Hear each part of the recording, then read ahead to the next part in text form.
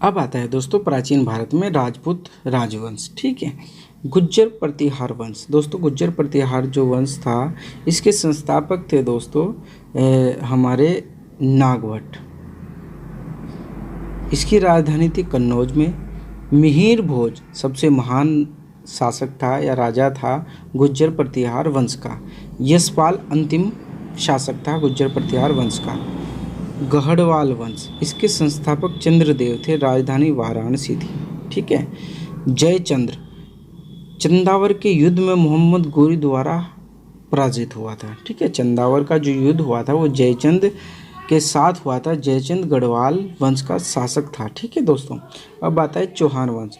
चौहान वंश का संस्थापक वासुदेव था और इसकी राजधानी अहिच्छत्र थी। ठीक है, उसके बाद आता है पृथ्वीराज चौहान। पृथ्वीराज चौहान तराइन के प्रथम युद्ध में मोहम्मद गोरी को हराया। पृथ्वीराज चौहान ने तराइन के द्वितीय युद्ध में मोहम्मद गोरी से पराजित हुआ पृथ्वीराज चौहान। अब आता है हमारा परमार वंश। परमार वंश के जो संस्थापक थे दोस्तों वो थे उपेंद्र। राजधानी धारानगरी या उज्जैन थी। इसके राजा भोज थे जिन्होंने भोपाल या भोजपाल नगर की स्थापना की जो मध्य प्रदेश में स्थित है। अब राजा भोज जो थे परमार वंश के थे, उन्होंने भोपाल नगर की स्थापना की थी। चंदेल वंश। चंदेल वंश के संस्थापक थे नन्नुक। राजधानी थी खजुराहो कालिंजर।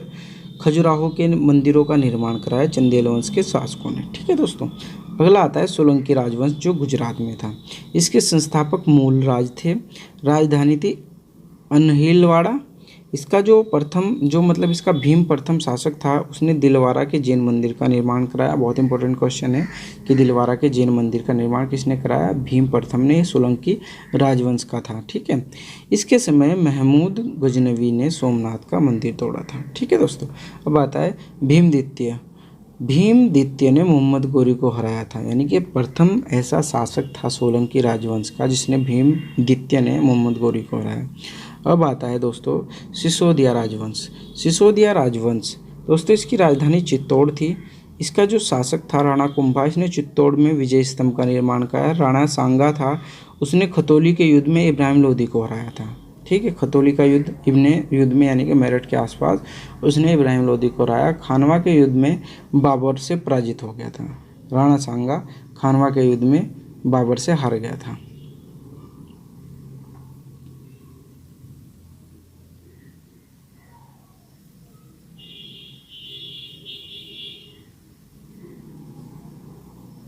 राणा कुंभा दोस्तों, राणा कुंभा चित्तौड़ में विजय स्तंभ का निर्माण कराया था। राणा सांगा ने इब्राहिम लोदी को हराया और बाबर से खानवा के युद्ध में हार गया था। ठीक है दोस्तों, तो दोस्तों हमारा प्राचीन भारत